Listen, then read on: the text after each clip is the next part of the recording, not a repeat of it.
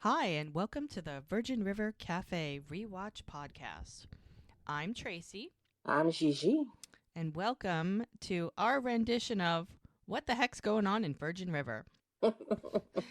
So here we are, getting through it. We are nearing the end of season 3. Kind of exciting. Yeah. I think we have a little more tragedy, and then finally things start turning around. But then again, it never stays that way. It's a roller coaster. It certainly Oh is. my goodness. But we're here for it. And we're here to bring it to you because that's just what we're doing these days. It helps pass the time, gives us something to do. And since we talk about the show anyway, why not share our thoughts? Because everyone else in the world is doing a podcast. Why shouldn't we? Just two girls in California. So, Gigi, what is your caffeinated beverage today? Today I'm going hardcore. I am going for straight up espresso. Just the Shot of standard? espresso. Yes. So just standard. Nothing to it. No sugar, no milk, just a shot of espresso. See, I I I can't I can't do it. And it's I hot. know. I mean, I'm sorry, but there's so much wrong with I all of that. I know. I know. I said it and I could hear you cringing on the A other little end. bit, a little bit. Yeah, I've got about as complete opposite as you can possibly get. I I know. have an iced cookie butter iced coffee with uh a little bit of pumpkin spice cream in it and See, my so flavor. So I know, and my teeth have just absolutely just cringed when you said I that know. because it's just way too much sugar, and I like sugar. The Don't funny get me thing is, wrong. it's all sugar free. Oh well, that's fine. I mean, it tastes Good. like sugar, but there isn't really any in there. Since I can't have sugar-free stuff, I can't I I know. can't relate to it either. I know. So, but it's just no. Thanks, but no, thank you. It will get me through the day. I have a feeling today, I don't know why, I feel like today is going to be a long day.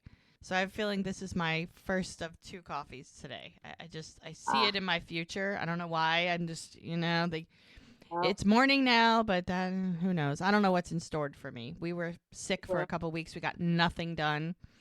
So I have a mm, feeling we're going to be busy this weekend just getting stuff done now. Not that I well, want to, but I'd rather just crawl back in bed and you know, binge I I Virgin River. I have I have that same kind of day myself, but we've got to do what we got to do. So, I guess. and Being a grown up and all.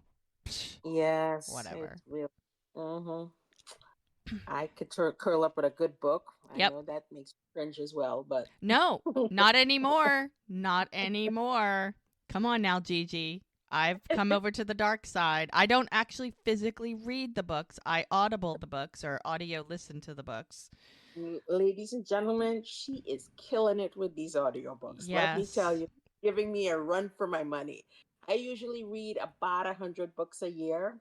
She is going to far past I me. have a feeling I These might audiobooks. because No, I know you are. I started reading in February and I counted how many books I listened to by New Year's and it was 85 and a half.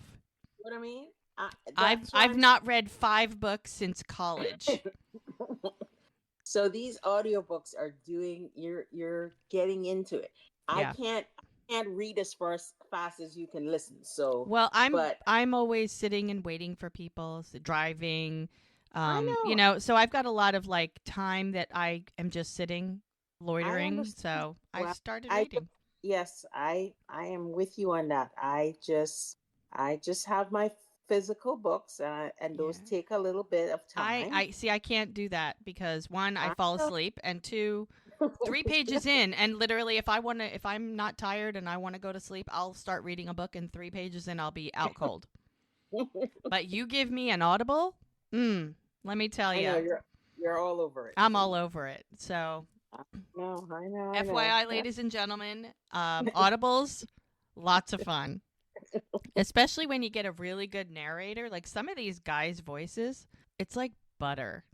That's all Mm-hmm. I'm gonna say. It's Yeah, like butter. yeah, So, and it's they're, enjoyable. they are delish, as they say. Yeah. So it's They now are the delish. what is today? The 11th.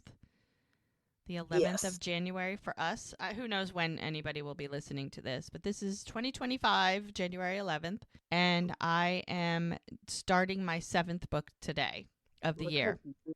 Look at you. And I probably would have been further, but I had a very, very busy day the other day, and I was not able to read anything the whole day. So I'm a What a day behind. shame. I know. So really, it's in 10 days. Anyway, we digress. Sorry, folks. We sometimes get off track. We try to stay focused, but Anyway, anyway, let's get started.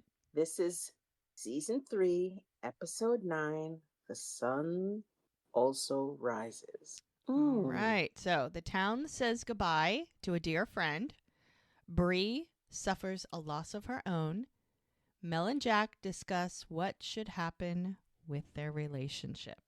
Now, when we left our lovely Virgin River residence, there was a lot going on. That's an understatement. Yeah. The whole town feels like it's in turmoil. Oh, yeah. And not feels like it is, because now they've lost a very special lady. Yeah.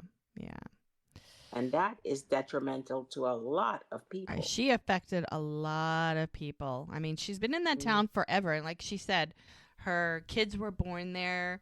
Her husband is buried there. So she's been there. I mean, her and Hope have been friends for 20 years. So I think Lily is one of those people who I think was born and raised in yeah, it in sounds that way. so I think she spent her entire life here, because there's a scene where you remember when she was watching the sunset with Yes. Chrissy in her arms, and she Yes. said, "You take this for granted." Yes. And so I get the impression that she has spent her entire life in Virgin River. Yeah, I get that too. I get that. Or the majority of her adult life, if you put it that way. Okay.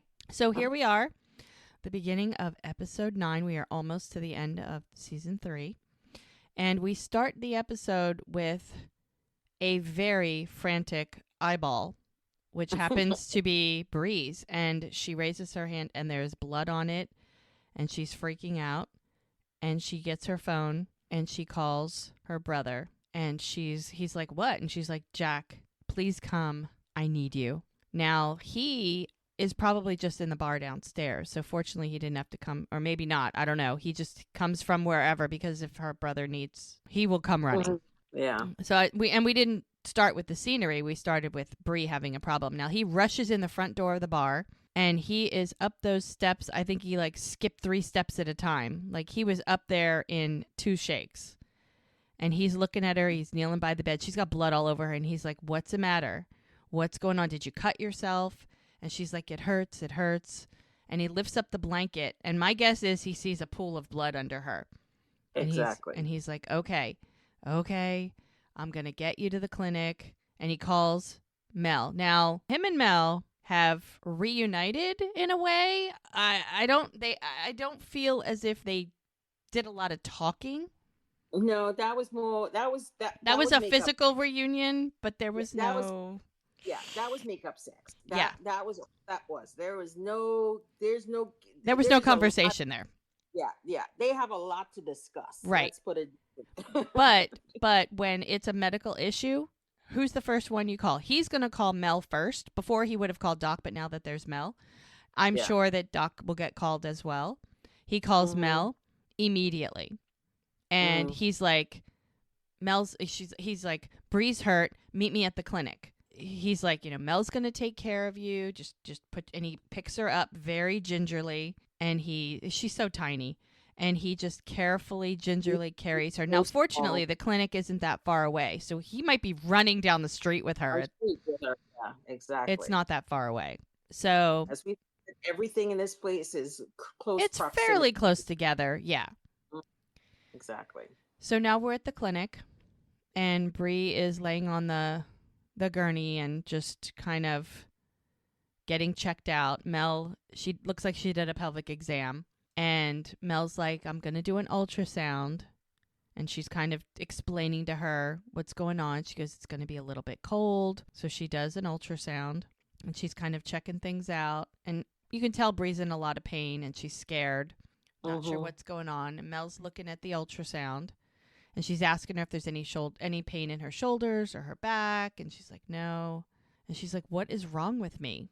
And Mel's like, well, I still need to do some blood work, but I believe you had a miscarriage.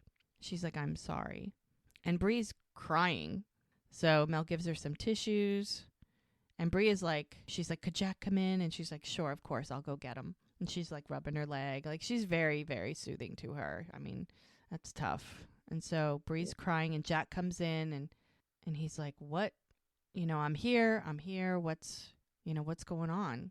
And he's like, do you know what's wrong? He looks at Mel. Do you know what's wrong? And Mel looks at Brie, kind of like, do you want to tell him or do I want to tell him? Yeah, because she's got to get permission from Brie. Of course. And she doesn't know if Brie wants to be the one that tells him, or is Brie okay with her saying what happened? And Brie shakes her head, and Mel's like, she had a miscarriage. And Jack kind of is like in shock. And Brie is just like, ugh. And Mel finds a way to excuse herself to give those two a minute, where she's like, I got some tissues in the kitchen. I'll be right back. Because she feels like they need a few moments alone to discuss. Yeah, because this comes as a shock to him. Yeah. And he doesn't know, is this Brady's kid or is this somebody else's kid? And I mean, now he's dealt with, the only other situation like this is what had happened previously to Mel. She lost a baby. So that's like way after the fact. So that was his only probable, interaction with somebody who's lost a child before. It's not his first experience with dealing with someone in this situation, but this is fresh, and it's his sister, and it's like, oh my gosh. And I think the thing with Mel is basically more information he got about what happened.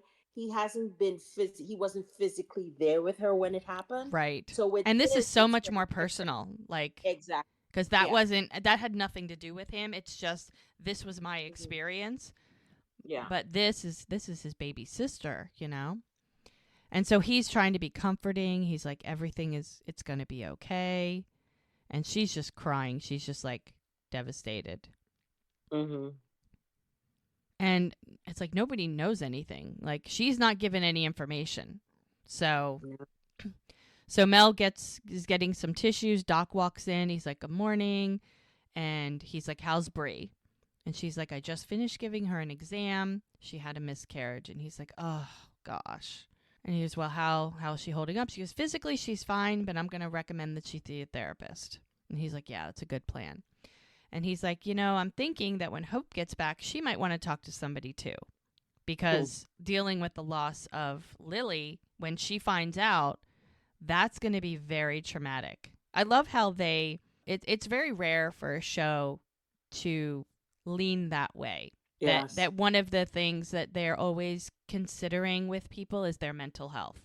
Yeah, but I appreciate it now. Yeah. Yeah, but even still, there's a lot of shows that you'll never hear anyone mention the word therapist or talking to someone or let's discuss your feelings. Like, there's a lot of shows that you will never hear that. That's true. But this show, it can get as real as it is, and they explore it, which I appreciate. So Doc is like, yeah, well, she's definitely not gonna talk to me, because Hope isn't really one to talk about her feelings. And when he had to call Hope to talk about Lily, like finally tell her, because remember, she was going to come back and Lily was going to tell her what was going on. And yeah, she was going to be mad, but whatever. But now that Lily passed and Doc had to call and tell Hope that, he's like, she barely said a word when I called to tell her about Lily. So she's mad now that no one shared. Oh, yeah. Well, the point is, she didn't get to say goodbye. Right. And this is the problem. And this is her best friend. Yeah. So I'm telling you right now, if something like that happens to you, if you do that, I'm going to come and get you. No, don't worry. I would be the first one to tell you anything that's going on with me. Right? Because I would be so mad at you. No, I would never do that. I tell you. I would never do that. Do not pull a Lily. No, I pissed. promise. All right. I promise. Ladies and gentlemen, hear it first. That goes both ways, sister. Yes, it does. But just so you know, okay, All now right, now back to that it's the out in show. the universe, Exactly. we've got receipts. Yes, we do. Yes. So Mel's And like, she's probably just in shock. And Doc's like, oh no, she was angry that I didn't tell her about Lily's cancer. You've met Hope. I mean, he yes. goes, well, once, she's trying to be optimistic. She's like, once you guys have a chance to sit down, together and talk about it, she'll understand. And Doc is a little more pragmatic about it. He's like, from your lips to God's ears. I mean, Because I agree with him. She is going to be so mad at him yeah. Mm-hmm. because this is who Hope is. Oh, yeah. You know, Oh, she'll yeah. get to the part later, but she is going But to yeah, kick but the the crap ride to out of him. get there is not going to be pretty. No. No. Boyfriend needs to know he's going to be sleeping. Good thing he's got another place to sleep. Right, because he's in the doghouse right now. Oh, Good. yes. So Mel asks if Hope will make it back in time because the funeral is later that day. And he says he hopes so because she's flying into Sacramento, renting a car, and it'll be tight, but she'll make it. And then Mel is obviously worried about Doc and asking about his vision because stress will bring on issues. And he said his vision's pretty well and the treatment seems to be going okay. And he's like, well, if you enjoy having needles stuck into your eyeballs, then yes, everything's great. And she's like, I would not. So he's like, yeah, me neither. But since he doesn't have much of an option, he's just putting up with it. So she offers that if he wanted to go home and maybe get some rest, that she can manage the clinic. And he was like, no. But after he checks in on Brie, he's going to go out to the farm and check in on Tara. Because remember, she's, now she's by herself. She's lost her mom. It's her and Chloe. So they just decide that they'll do their own thing. He's going to go check Tara. She's going to stay there and look after Brie. And then they'll see each other at the funeral. That's a tough day. So Preacher is at Jack's bar, and they've got a sign up saying they're closed because they have obviously they're all going to be going to the funeral. I think probably anybody that would be at the bar, I think anybody from the town is probably going to be at the funeral. Probably, unless it's a tourist or something. So there won't be many people at Jack's anyway. So Ricky is there to help, and he was like, do you know how many people are going to be coming to Lily's reception? I guess Preacher's trying to figure out because they want to do a champagne toast or something after. Mm-hmm. And so he's like, well, Tara and the family and close friends. He's like, maybe 20 people. There's got to be more than that, but whatever. Let's let them think it's going to be 20. I mean, maybe the people invited back are just the closest personal friends, but we'll see. So Connie shows up, and Ricky's like, hi, hi, Connie, how are you? And he's like, I'm good. How are you? And she pulls Preacher aside, and she's like, we got a problem. Now, this is the mini detective. It's our slew. Oh, my gosh. He's like, what? And she shows him her phone where she took a picture, and she's like, what am I looking at? He goes, now, scroll left, and it's Paige's husband. A picture of Paige's husband. And it's like, he's looking at her like, he goes, where did you take these? And she's like, Clear River this morning. I had to pick up a flower arrangement for Lily. And when I saw him, I grabbed my phone and she goes, why do you think he's here? And he's like, well, I don't know. But remember Sally, Paige's friend who brought Christopher back? She's like, yeah. He goes, well, she wants to meet in person. He goes, well, what do you think her wanting to see you? Do you think it's connected to Vince? And he's like, well, maybe not before, but now I do. And the fact that she's calling me instead of Paige, I'm worried. And he's like, because it tells me that something is not right. Because if something was okay, Paige would be contacting him herself. But having him get contacted via another person, that tells you that something's scary. Yeah. So we shall see. So now we're at Lily's farm, and Tara is just hanging out at home.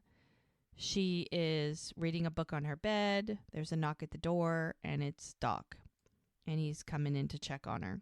And he's like, I brought you some blueberry muffins from the bakery truck.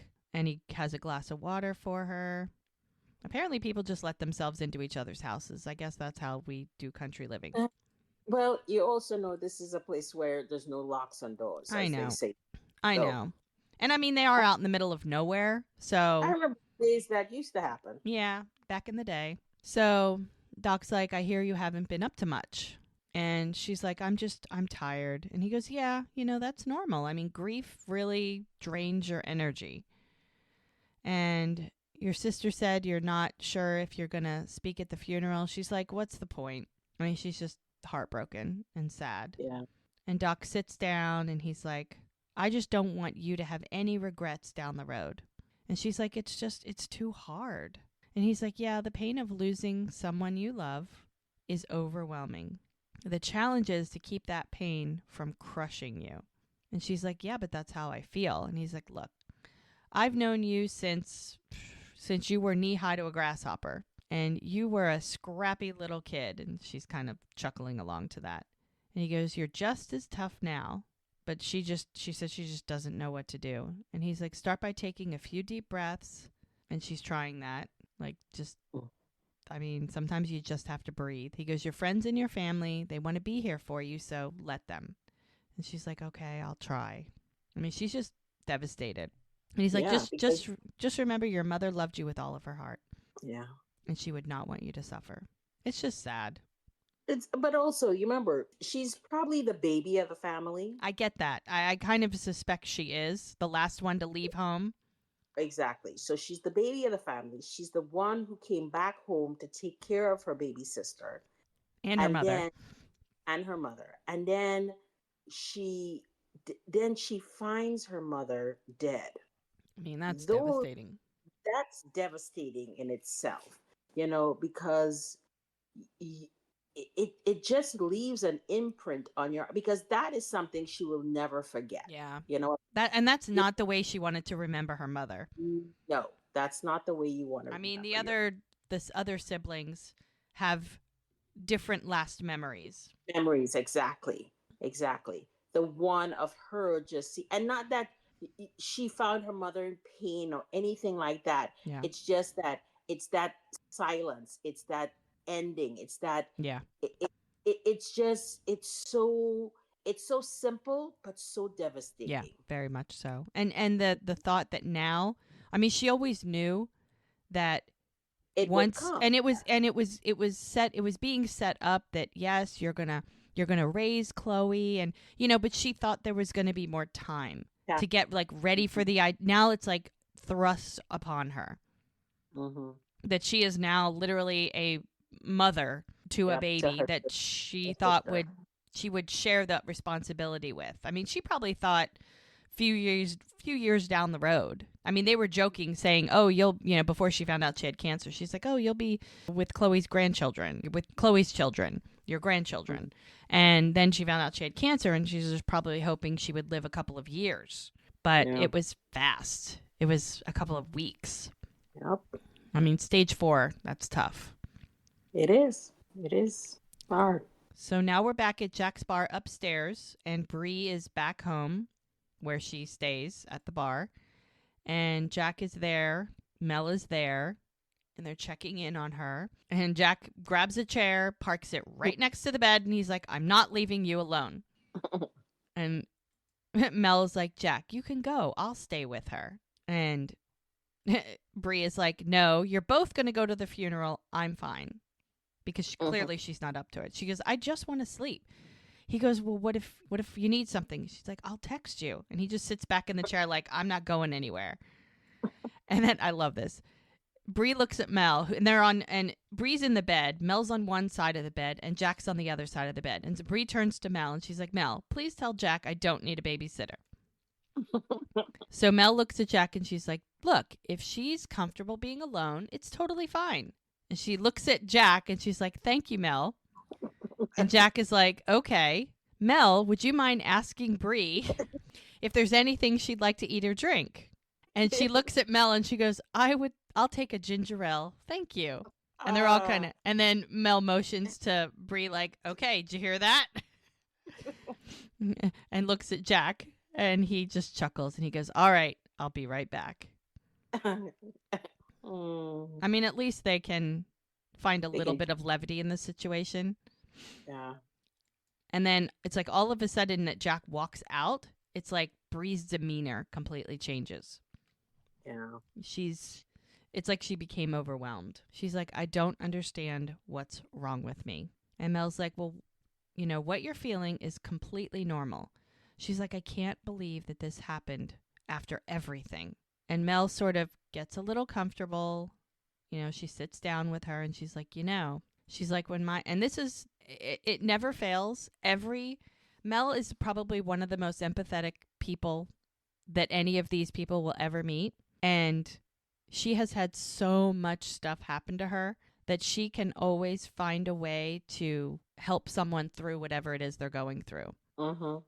And since so much has happened to her, there's got to be a situation that she totally understands, and this happens to be one of them. And she's like, it's almost like she's reluctant to say anything. And she generally does not share her personal stuff unless it's very relevant, because she just wants people to feel better. And she just wants them to know that she's there for them. And one of the ways she does that is by empathizing. Right. And that they're not alone. Yeah. And she's like, when my husband and I were trying to get pregnant, she's like, I had multiple miscarriages. And Brie just looks at her like, oh my gosh, I'm sorry. I didn't mean to. She's like, no. It's okay. She's like, I'm just telling you because I want you to know that you're not alone. And I know what you're going through. And Brie kind of takes a deep breath and she's like, I didn't even know I was pregnant. And that was a shocker. Like, Mel's shocked. Brie was shocked. Mm-hmm. And Mel's like, oh my God, honey, I'm so sorry. She goes, that's a lot all at once. It's like you find out you're pregnant and you lost it. It's like you didn't even get to enjoy that if that was something you wanted, if that's something you didn't. Like, there was no time to even process any of that. Yeah. And Brie's like, it just feels like this giant wave has crashed over me. She said, it's pushing her down very strong. And Mel's very firm in saying, you're going to get through this. And Brie is not so strong thinking that. She's like, but what if I can't? And Mel's like, look, Jack and I, we're here. Okay, we're going to help you. We're going to help you get through this. And then Brie, I guess, has had enough. And she's like, I'm tired. And Mel's like, just try and get some sleep. And if you need anything, call me. Jack's downstairs. And so she's just going to rest. And Brie's like, hey, Mel. And Mel's like, yeah. She goes, thanks for everything. She's like, you're welcome. Ugh. It's just, that's tough. It's like all this all at once. I mean, she's got something that she's dealing with because she's taking Xanax and there's a lot of stress and we still don't really know what's going on with that. We know it has to do with a boyfriend, but we still don't know what that is specifically about. And now she finds out she's pregnant. And here we are suspecting, well, is it Brady's? Like, wait. Like, that's very curious. So, is it the person who she left? Yeah, we don't have enough information to know that yet. Yeah. So now we're back downstairs, and Jack's behind the bar. Mel comes down, and she's like, "Hey," and Jack's like, "I'm thinking of having Preacher make her some chicken noodle soup." And Mel is like, she's resting, so don't push her to eat." And he was like, "Okay." Like, he's going to listen to Mel. Mel knows better, and he's going to listen to her. And he asks Mel, because now, okay, this happened to Brie. Lily just died. Like, there's a lot going on right now. And he's like, so how are you doing, with the whole Lily? Because she really got close to Lily. Yeah, she did. I mean, from the beginning, like her first week there, they found the baby and that whole situation. So, yeah. And then Lily was the one that told her first about the cancer. And so her and Lily became very, very close, very fast. This is just as hard on Mel. Not obviously much as Tara and all, but probably for some people, for someone who hasn't been there for very long, this is hitting her just like it has for people that have known her for a long time because of how close they got. Yes, correct. So Mel is just like, I'm devastated. And he's like, yeah, I'm still having a hard time wrapping my head around the fact that she's gone. And Mel's like, I just feel so bad for Tara. I mean, I know what it's like to lose a mother. See, again, she can empathize. And Jack's like, I can only imagine. And Jack's like, Preacher and I have been sending food out to the farm, and it's not much, but we didn't know what else to do. And Mel's like, that's really sweet of you guys. I'm sure she appreciates it. And he's like, yeah. And so she's like, well, I'm gonna go get ready. And it's like with everything going on, their relationship is still up in the air, and these are the times where you want to be close to the person you're close to when stuff like all this happens. And Jack, it's like trying to find a way to talk to her without intruding with everything going on. And he's like, Mel, what are we doing here? And she's like, well, what do you mean? And he goes, I mean, you're shutting me out. And she's like, can we talk in your office? Because Ricky walked by. And so at least she's willing to have a conversation with him. Well, she's always willing to talk. The question is he going to like what he hears? Right, exactly. And she's like, look, I'm not shutting you out. And he's like, well, avoiding me for the past 3 days, that's status quo. And so now we find out after they slept together, it's been a little cold. So he's wondering, I thought maybe we were okay, but I guess not, since she given him the cold shoulder for 3 days. And she just tells him, look, I told you, I need time to think. And he's like, about what? Like, maybe he thinks, well, didn't that solve everything? And, because he's a man and men don't think through. Sometimes they think with other parts of their body. And okay. And she's like, the night I came back from LA, you said all the right things. But the next morning, I just felt like maybe you were telling me what I wanted to hear. And Jack is not that guy. Like, he's not the type of guy to just tell you what you want to hear. He's going to tell you exactly what's in his heart. Even if he can't say it right, even if it's the wrong time, he'll say it anyway. Because he went from being completely shut down to he wears his emotions and his heart on his sleeve. And sometimes he says too much. Sometimes he says it at the wrong time. But he just can't help himself now. And he's like, no, come on, I wasn't. I mean, he's trying to tell her that he meant what he said, that breaking things off was a huge mistake. And but the thing about it is she's still not comfortable with the whole situation. That's obviously, because he walked away from her. And that was something he said he would never do, and he did it.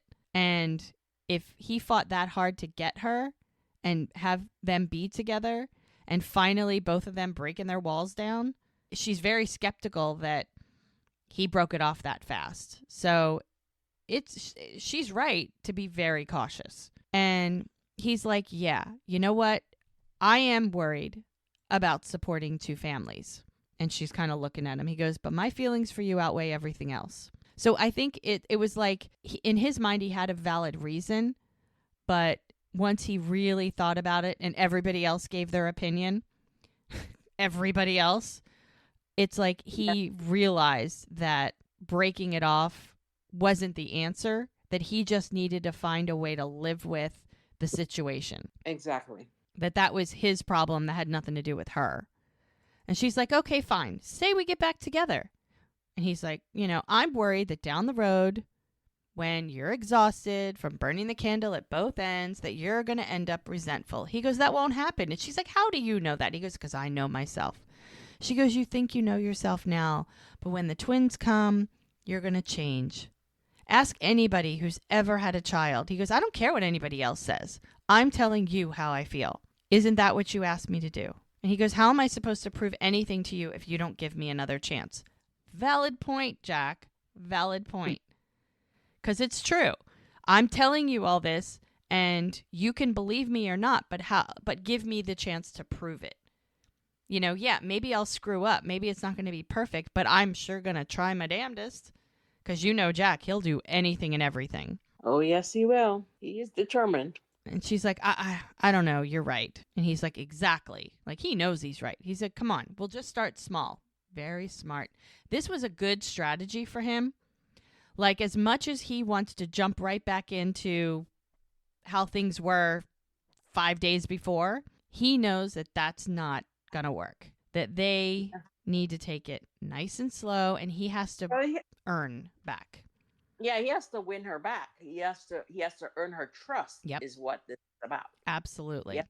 Earn her trust. And at this point, and I mean, in order for them to be together initially, it was a very slow, steady process. Oh, yeah.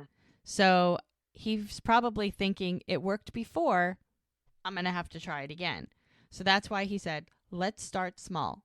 I'll drive you to the church, you know? And I mean, she's like, you don't have to do that. He goes, yeah, but today's going to be really tough for everyone. And it might be nice to have somebody to lean on. She gives him like a half smile. So let's hope that she agrees to that. So Ricky's cleaning up and the cell phone rings. And it's the Staff Sergeant Gomez. And he's like, hello. And he kind of like exits from the bar.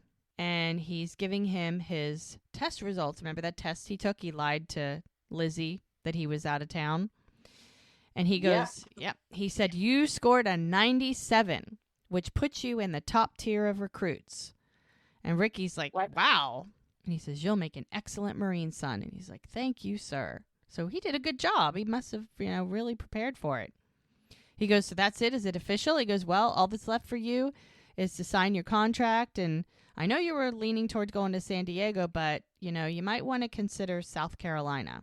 And Ricky kind of stops dead because he wanted to be close. He might have to do what's best instead of what he wants.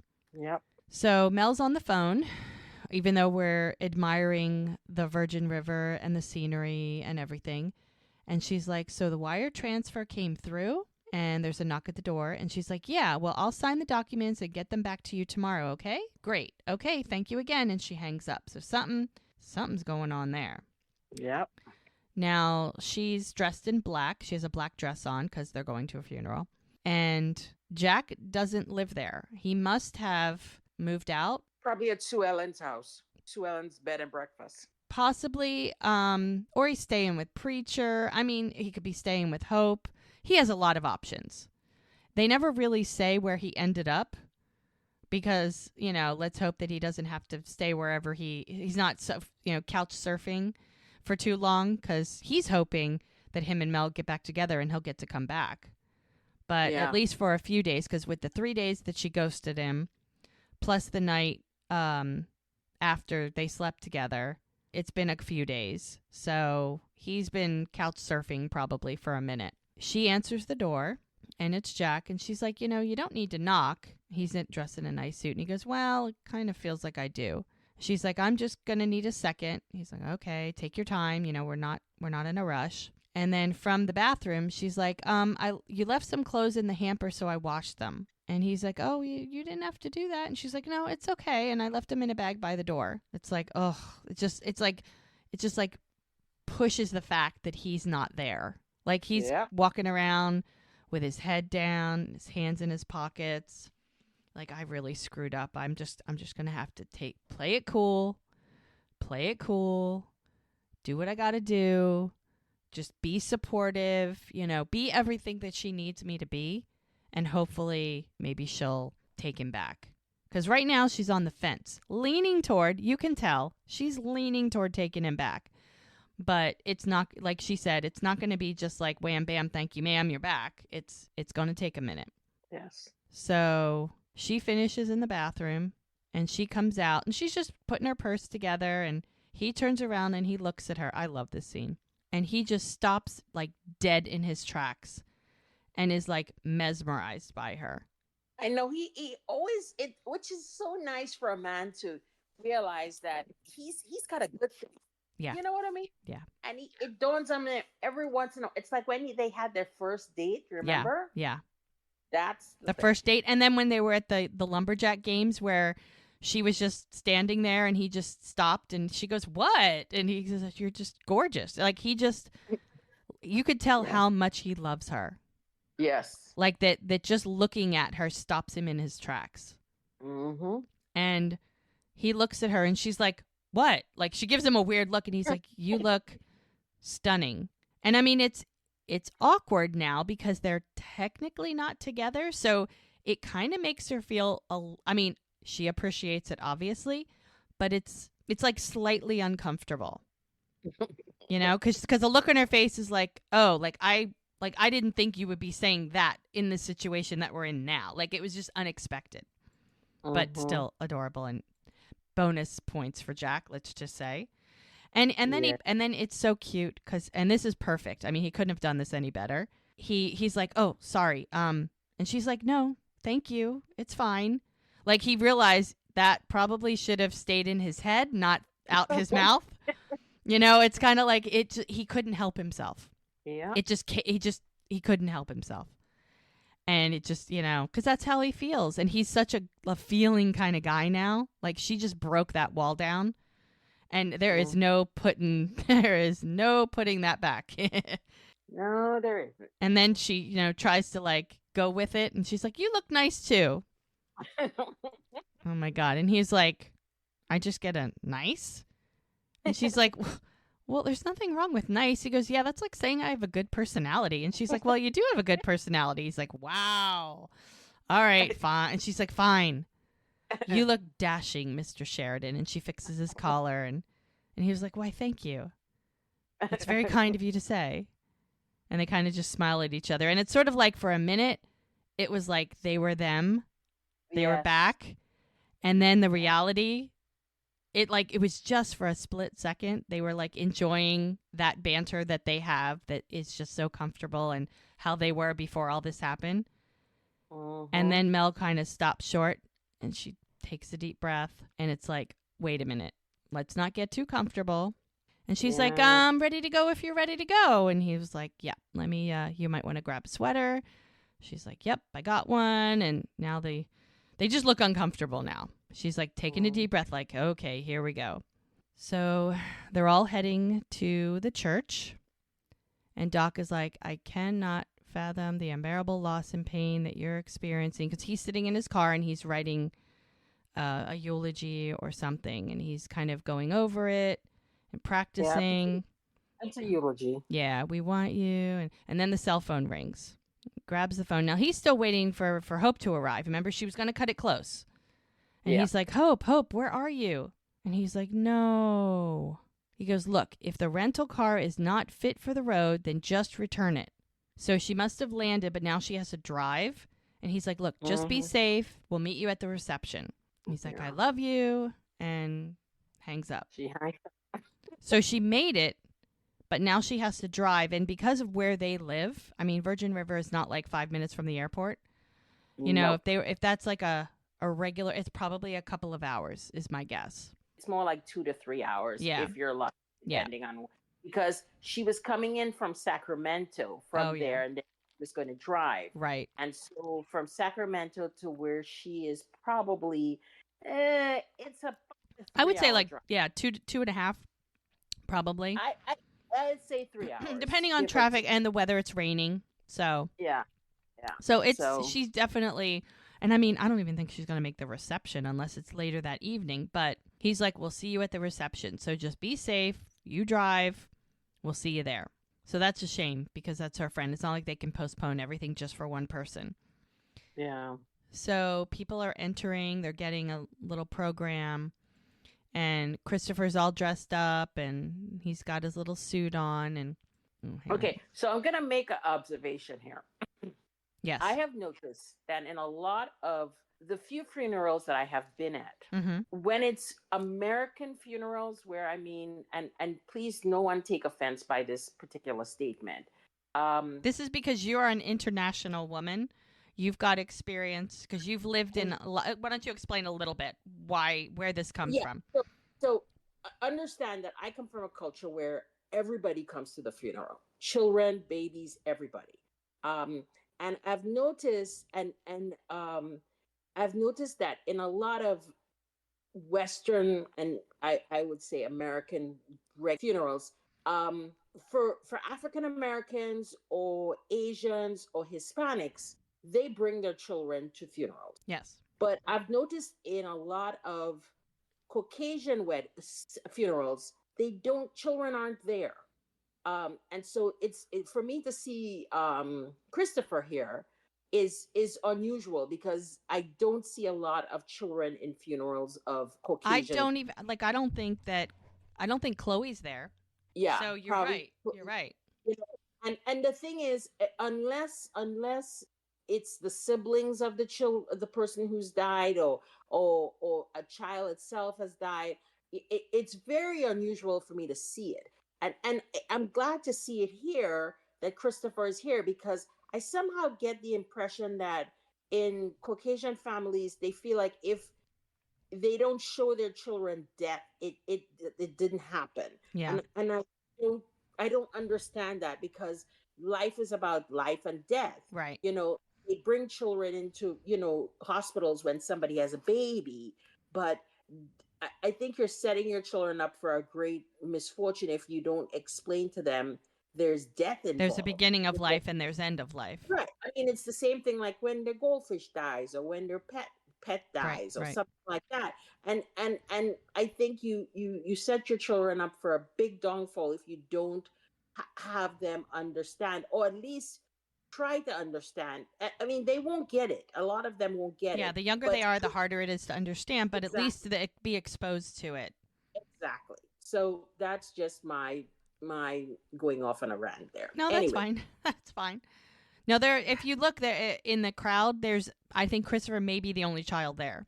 yeah, he's the only child at this funeral. Yeah. And not to say, and I'm not saying that because Lily's other children don't have children. Remember, she said way back when she's waiting on grandchildren and Right. she hasn't gotten them yet. Yeah. So I wouldn't expect to see Lily's children there with her grandchildren, because There aren't any.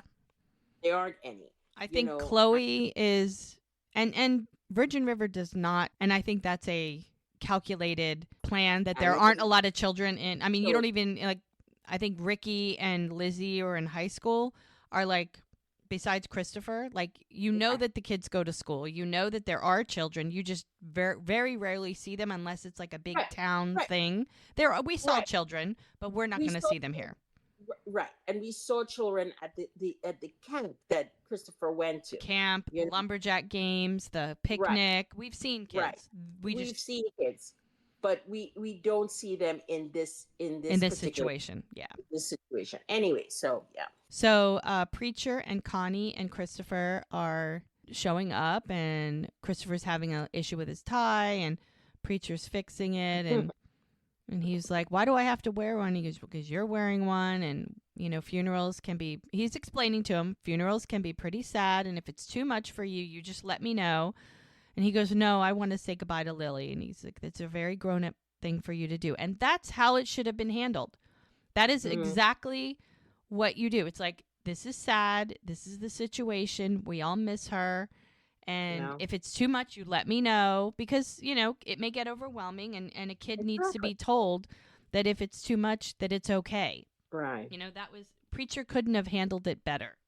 I agree. I totally agree. So they're there with the town, and Christopher's like, you don't have to worry about me. I'm not the only one that's sad. And so he fixes his tie. He's all good now.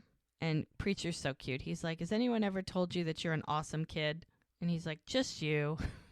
He goes, and my mom. So, I mean, Preacher's doing the best he can, being a fill-in pseudo-father. Mm-hmm.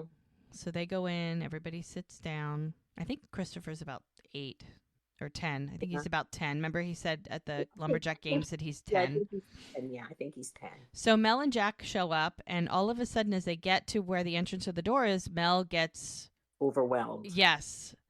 And he's like, are you okay? She's like, I'm a little overwhelmed, and she has to sit down. And he's like, do you want some water? I have some in the truck. She's like, yeah. And she just sits there kind of like in a daze. And she almost looks like she's going to have a panic attack. Well, and also she looks like she's about to pass out. Yeah. She's like, she went white as a ghost. Now, remember, her parents have died. Her husband has died. Her baby has died. She's had multiple miscarriages. Death is like a normal part of her life. Unfortunately, she has been through this funeral thing more times than a person should. Yep. And so many of them have been so personal that that I'm sure any funeral is just going to bring her right back. And that's a lot. That's a lot of, and especially how close she was to Lily. And so then then the flashback begins while Jack is getting the water. She's got a flashback, and she's thinking about her husband, Mark. And it's like, you got it. Pick up those feet. It's the two of them running, because that's who she used to run with. And she's panting and groaning, and he's like, hey, are you okay? And he's like, what's going on? She goes, I have a cramp. And he's like, come on, we're at mile 7, 5 more miles to go. And she's like, no, you go ahead. I'll catch up in a minute. And he gives her some water, and they're just kind of standing there, and he's like, you got to breathe. He's like, look at me. Take a breath. And she does. She takes a nice, big, deep breath, and he's like, you got this. He goes, she's like, I need to sit down. He goes, no, don't sit down. You've already done the hard part. The rest is all downhill. And she goes, it's all downhill, you promise? And he goes, well, he goes, baby, you're my warrior. She's like, okay. So it's not all downhill. He goes, not all of it, but you're going to be fine. I believe in you. And she's like, okay.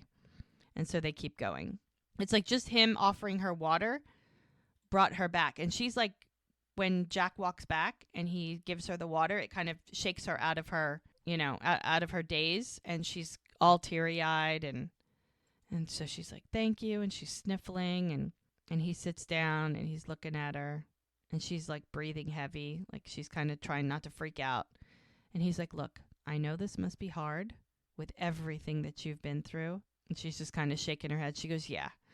She goes, it's just tougher than I thought it was going to be. And he's like, listen, at any point, if you feel like it's too much, just say the word and I'll take you anywhere you want to go. And she smiles and nods and she's like, thanks. So they must have made it in there. And Doc is up at the front. Everybody's seated. And he's like, good morning. I think most of you know that I'm Vernon Mullins. Takes a deep breath. For close to 20 years, Lily Anderson was a dear, dear friend of mine. And they show the crowd. You may have noticed my wife Hope couldn't be here, so I'm speaking for both of us. When I say we extend our deepest condolences to Lily's family, we want you to know that you're not alone. Lily never failed to help a neighbor or offer a friend a shoulder to cry on, because Lily believed that love was a gift to share with other people. She sure shared that gift with all of us. And Tara's crying. And then Connie gets up and she's like, oh, I once read that cranky people live longer lives. And everybody kind of chuckles. She goes, if that's the case, I'm going to outlive everyone here. And everybody starts laughing. It certainly seems true today. Lily was the sweetest person I've ever met. Now it's Liddy's turn, and she goes, Lily and Buck shared a love story for the ages. They were just kids when they met, and Jack is looking at Mel. But things were hard, and they looking after the farm and trying to keep it going while raising beautiful children. They kept it going. Bert's turn. I told Lily I want what you and Buck have. A relationship where both people give more than they get. Bless her heart, a week later, she introduces me to Shirley. Thank you, Lily. And then it's Jack's turn. And just so people know, on Lily's coffin is a quilt. Yep. Was made by the sewing circle. By the sewing circle. Yep. And it's beautiful. Yes, it is. So it's Jack's turn. He's like, well, he goes, when I first moved to Virgin River, I hardly knew anybody. Some of you probably remembered I was pretty hell-bent on building the bar from scratch. I had a little construction experience, but was mostly out of my depth. And then Lily started coming by to the job site every day to check in. Suddenly, all these things I needed just started showing up. And as he's talking, they're showing the crowd, and people are kind of like shaking their head, kind of chuckling, like, yeah, that's Lily. That's something she would do. He goes, so I asked her, hey, Lily, what's going on here? And she said, as he takes a deep breath, what I had to offer was good for the town, and she wanted me to stick around. And so he's taking a deep breath. But I will always be grateful to you for helping me build a life here, as he looks up. And may you rest in peace, knowing that your memory will live on. And then it's Doc again. And he's like, thank you, Jack. If anyone else would like to speak, now would be the perfect time. Trying to give Tara an opportunity, because he doesn't want her to regret not saying anything. And he looks at her, and she's crying, and she shakes her head no. And he's like, all right then. Jack and Preacher have graciously catered. And Tara's like, Doc, wait. And she shakes her head yes, because she wants to get up and say something. She had written something, but she wasn't sure she was going to be able to say anything. So she gets up there. She's looking at everybody, takes a deep breath. On behalf of my family, I want to thank everyone for being here. My mom was a devoted mother who always put her kids' needs ahead of her own. They're doing a crowd, looking at the crowd. She loved ferociously to everyone, and she sniffles, and she's trying to get through it. And she's like, all right, trying to take a deep breath. The night she passed, and she just... This is hard. This is Yeah. hard. She's shaking her head. She's crying. She's like, I can't. And she's just crying. And then it goes to Mel. And Mel gets up and walks up there. And she gives her a hug. And she's like, it's okay. It's okay. And she's like, do you want me to read it for you? And Tara's like, yeah, okay. And so Mel puts her arm around her and she starts reading. She's like, so the night that she passed away, I was plunged into darkness. I couldn't imagine a way out of it until a good friend of mine helped me remember my mother's spirit. My mom loved sunsets. She used to say the reason she loved them was because they reminded her that we don't live in perpetual darkness. The sun always finds its way back, and for that we should be grateful. And when you're missing her, just watch a sunset, because somewhere out there she's watching it too. And Mel is like, that was beautiful. And Tara's like, thank you. And she gives her a hug. So now we're at some scenery and a waterfall. Very sad.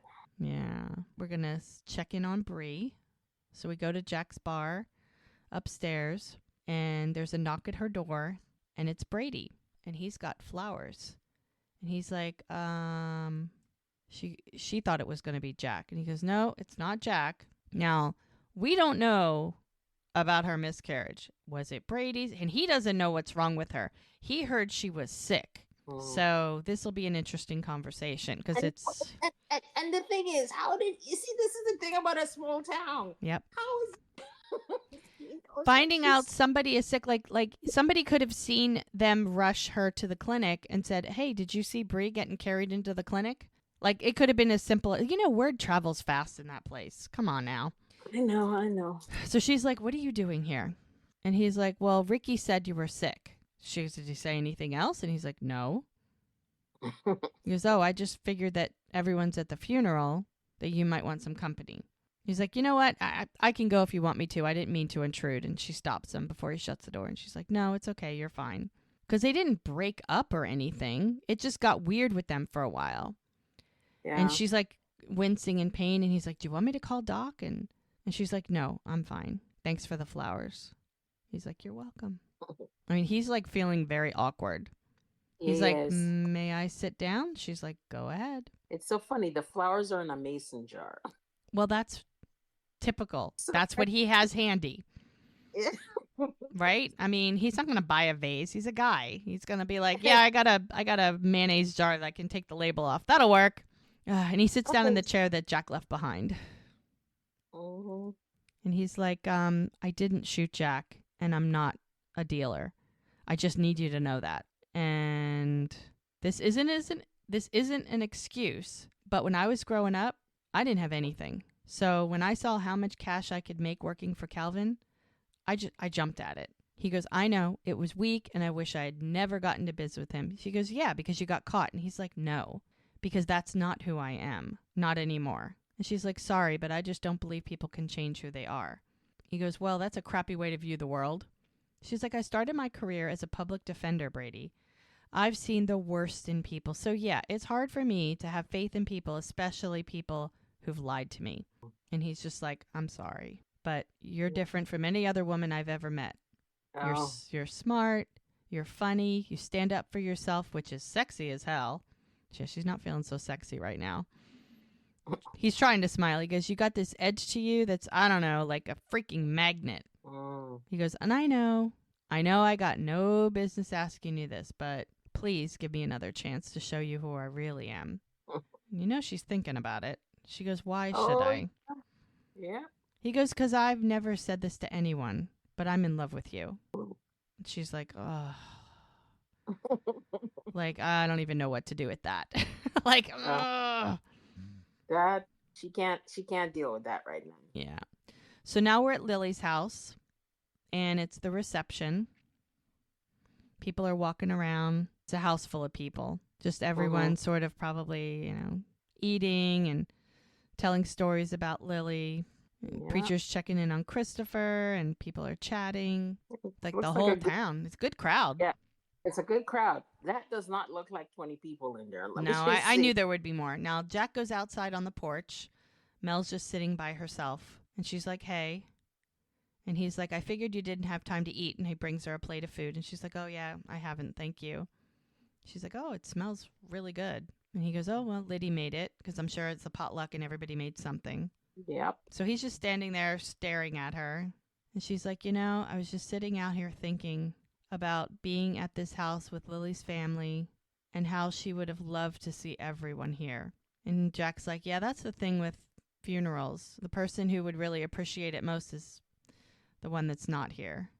And she's like, I think I should probably go inside. And he's like, Mel, don't. Wait. And then he sits down next to her. And he's like, look, there's something that I need to get off my chest. And she's like, look, Jack, if it's about us. And he's like, look, it's always about us. He's like, at least it is for me. From the day I first met you, almost every decision I've made has been about you. I'm serious. She's trying to like tell her, like, I'm not even kidding. He goes, like, even breaking up with you was just me trying not to stand in the way of your dreams. She goes, yeah, and I am accepting of our breakup because I don't want you to be unhappy. And he's like, right. We both want the other to be happy. He goes, that's love. And she's like, oh, God, Jack, I just do not want to get into this here. He goes, Mel, you got to hear me. Like, he is not listening. That's twice now she's told him, I don't want to talk about it right now. The man is relentless, and he's not given up. No, he feels like if he lets this slide, it could get bad, and he could never. He's got to get her while she's vulnerable. I hate to say it that way. Exactly, because he needs to get this a point across because he does not want to lose her. Because the longer she denies this, the harder it's going to be for him to win her back.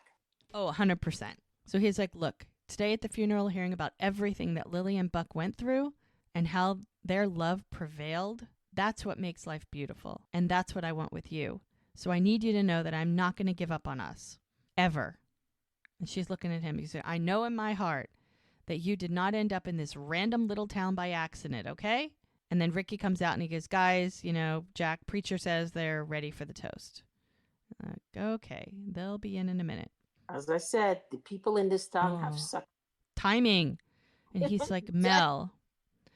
And he's touching her hair and she's like, Jack, we just need to go in. So they're passing out for the toast.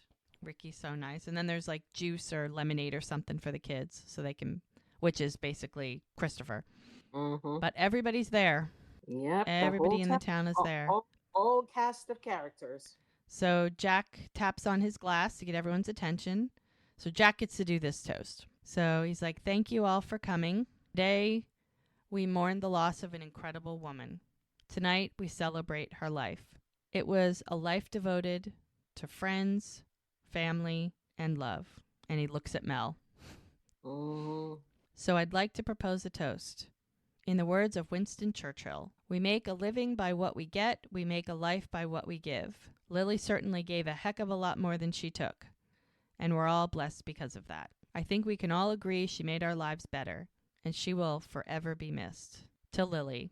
And everyone puts their glass up. To Lily. Mm-hmm. To Lily. Muriel's talking to Doc. She's like, you did such a lovely job at the service today. And he's like, thank you. I couldn't have done it without you. And she goes, oh, it was nothing really. And he goes, all those years as a thespian, I've learned to memorize things quickly. And so it was my pleasure to be able to do a little coaching and forget the words, speak from the heart. He goes, yeah, it was hard. I just wanted to be off book, but these days memorizing is, not my forte. And she's like, oh, you did a wonderful job. And so she goes, so there's still no sign of hope? Because she didn't even make it out of the rental car lot. Apparently the check engine light came on. And so she should be here, any minute. And he goes, well, it's just not the same without her, is it? And he's like, well said. So then the phone rings. He goes, oh, got to take this. I'll talk to you in a minute. So she's still trying to get in with him, but he just always talks about hope. So, I think she's finally realizing that's not going to be a thing. There's a message from Hope, and it says, still on the road. I need to be alone tonight. Please sleep at the clinic. So she's probably heartbroken that she didn't make it for the funeral and the reception. Yeah. That's sad. Because, he's thinking he just wants to be there to support her, and she just doesn't want that. Yeah, this is going to take Hope a minute to get over this. Oh, yeah. It's going to be a while. So Charmaine shows up. I don't think she was at the funeral, but she's got a pot of something. She kind of slips by. I don't think anybody even saw her. Tara talks to Ricky and Lizzie, and she's like, I'm going to go check on Chloe. Now Lizzie and Ricky are talking. She goes, oh my God, I have the best news. My friend's getting married in Tulum next month. Isn't that cool? And he's like, yeah. She goes, her family's renting villas for the bridesmaids. So we get to go for free. He's like, us? She goes, yeah, dummy. You'll be my +1, right? And he's like, I don't know if I can go. She's like, why not? The place is free. We'll probably fly in our parents' private jet. He goes, it's not a money thing. She's like, well, then what is it? And he pulls her aside and he kind of is like, I don't know where I'm going to be next month. She's like, what are you talking about? You're going to be here getting ready for school. He's like, no, I decided not to go to college. She's like, what? You're just going to keep working at the bar? He's like, not exactly. He's very hesitant. I'm enlisting. She's like, what do you mean enlisting? He goes, I'm joining the Marines. She's like, when? He's like, I signed my contract later this week. She's like, I literally don't understand what you're saying. He's like, I go to basic this fall. She's like, you planned all of this behind my back? He goes, I didn't know if I passed my test, so I didn't want to and she's like, oh, you've been lying to me. When I covered your shift and you said you were studying for college, that Marine guy at the lumberjack games, you totally knew each other. And she's getting very upset. He goes, I just didn't know how to tell you. She goes, I can't believe you. I fell for your nice guy next door act. He goes, you're a liar just like the rest of them. And she runs off crying. So the ladies, the sewing circle ladies, we've got Liddy, we've got Joellen and Connie, and they're all looking at a big quilt that has pictures of Lily and different memories on it. It's very nice. And Connie sees Lizzie very upset. And she's like, honey, Lizzie's crying. She's like, it's okay, it's okay. And she's just hugging her. She knows something's wrong. So the guys are outside. We've got Jack, Bert, Doc, and Charlie. They're talking about probably fishing. They're like, oh, it was like 45 inches long and a striped bass, and I've been mostly pulling trout, and at least you're pulling something. And he's like, oh, I think your bait went bad. So they're just laughing. And then Jack, as he's looking inside the house, he sees Charmaine sitting there kind of crying. And she had been talking to Muriel. Because remember, she saw Muriel when her and Todd had that little spat about him deciding that they're going to live somewhere else and not even telling her. So she knows the only person who knows what she's going through is Muriel. Right. And it looks like Muriel sort of continued that sort of checking in on her. Because she says to her as she gets up, you have my number now. Call if you want to talk. Which I think it's fair. I mean, they're both kind of outsiders. Mm-hmm. So it's kind of appropriate that they would maybe have some kind of sort of a friendship, I guess. So Muriel gets up as Jack walks over. He goes, Charmaine was telling me that her father and Buck were good friends. And a nice job, by the way, on the toast. She compliments him. So he sits down next to Charmaine and he's like, so, what about you? How are the twins? She's like, they're fine. She's like, Todd decided that we're moving to Eureka without consulting me. And he's like, oh. She's like, yeah. He's like, I don't know what to do. I love him, but everything always needs to be his way. And Jack's like, Todd's got a strong personality. She's like, I know you don't like him. He goes, well, it's not about me. She's like, I bet you're thinking I told you so. And he kind of chuckles and he's like, no, I'm not. Not at all. He's like, I mean, hey, relationships are tough, as he sits back and crosses his arms in front of him. She's just kind of nodding like, yeah. He goes, I always said that I wanted you to be happy. She's like, I thought I was. And now I don't know. I don't know I don't know what to do. And he's like, well, why don't you talk to Todd? Just explain exactly how you feel. And look, if he's not willing to meet you halfway, then, I don't know, maybe find somebody who will, because you deserve that. As you and I both know, it's hard to find a man when you're pregnant. Yeah, really. He's just trying to be supportive. I mean, it's nice that they're in a place where they can even have this conversation.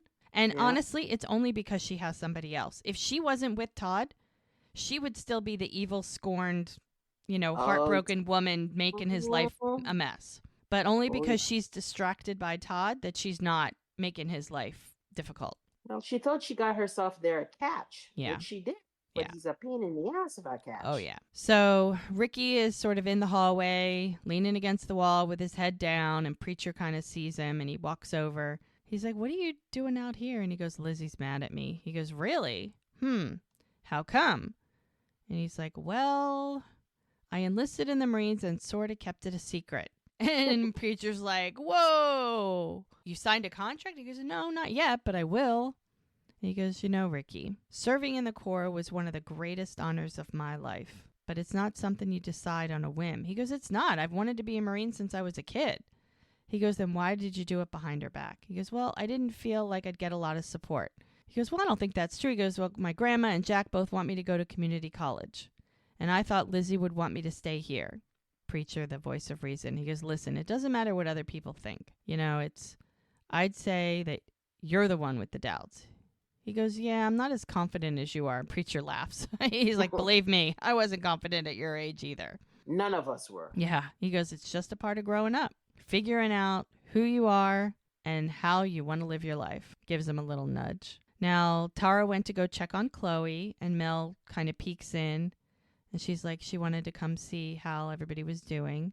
And Tara's like, I needed a break. And I guess in Chloe's room, it's quiet. She goes, everybody out there is so nice. She goes, oh, you don't have to explain yourself to me. I get it. And Tara's like, thank you so much for coming to the rescue at the funeral. She goes, I was worried that I wouldn't make it through my speech, and then I didn't. She goes, Mel's like, well, I admire that you tried. And she goes, why? She goes, I couldn't even string two words together. She goes, well, when my husband died, I didn't speak at the funeral.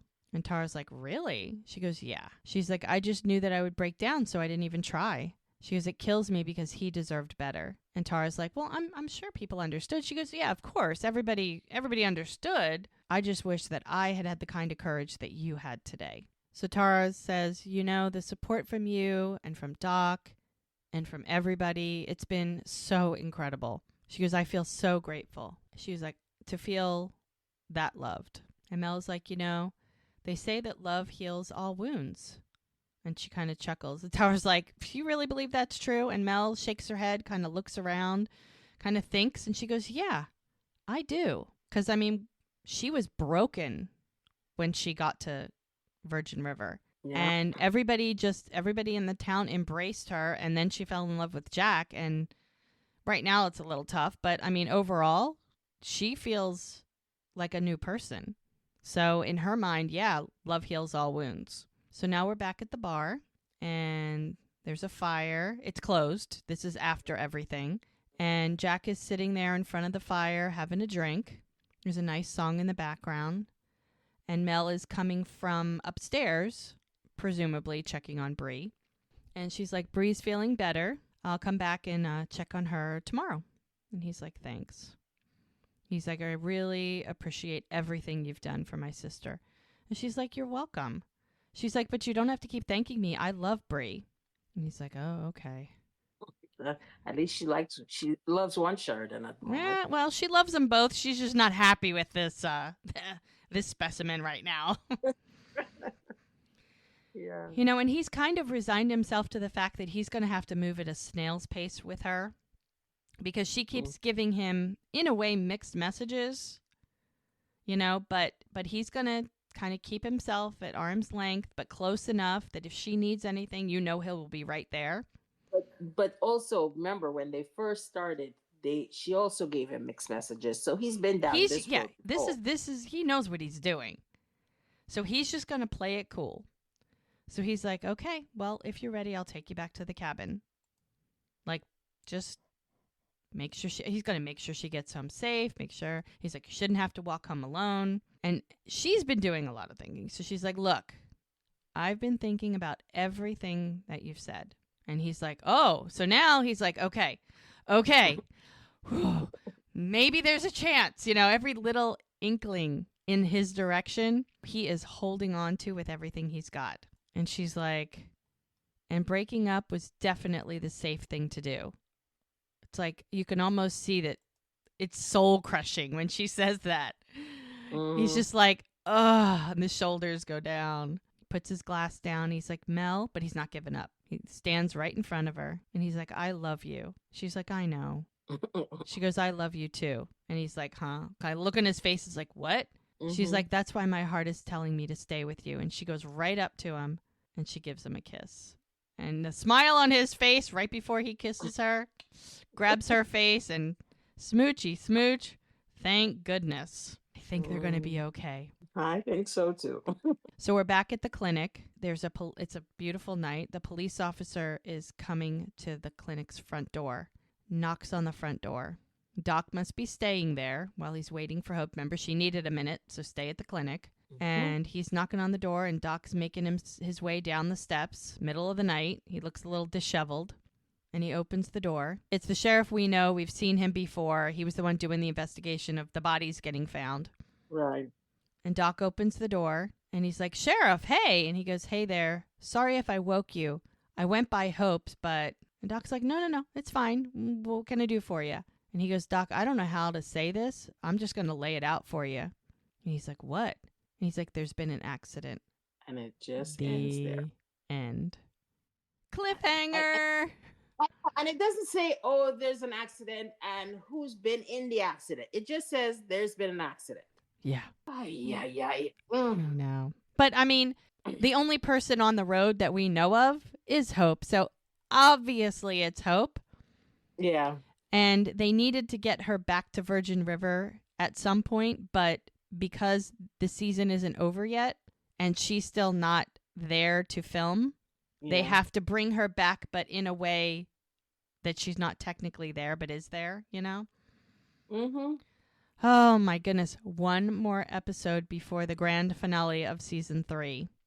And this one, it's a doozy. So much happens in that episode. It is like a bloody doozy. Oh my word. The amount of things that happen is mind-boggling. Yep. In one episode. I swear. It's crazy. I know. It's just... It's a good one. It's a really good one. It is a really good one.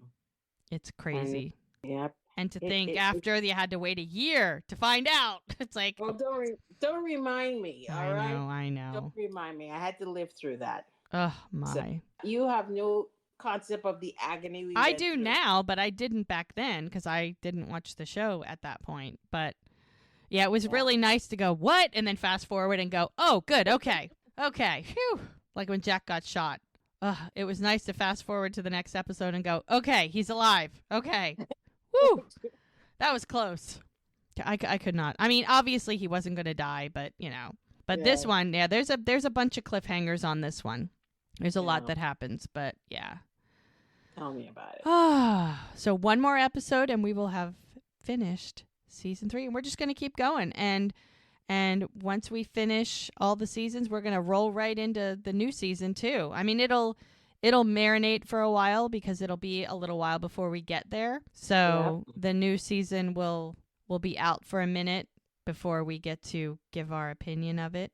So we'll that'll be interesting. How we do it, our recordings. Yeah, we're doing good. It's one a week. That's the goal. We're doing pretty good. We've been at this a while now.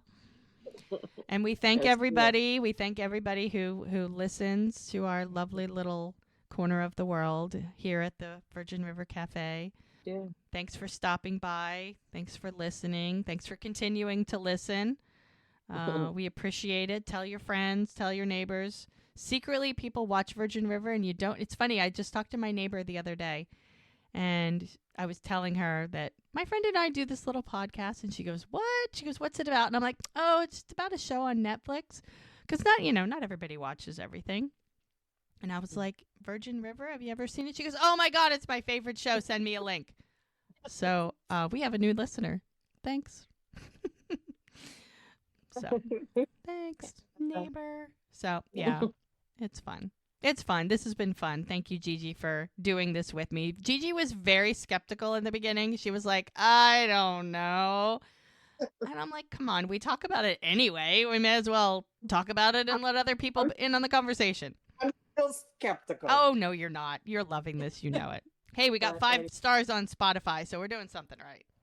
Oh, okay. All right. Well, thank you, folks. All right, folks. Thank you. Au revoir. All right. Have a lovely day, and we will be back for a new episode next time. Thanks.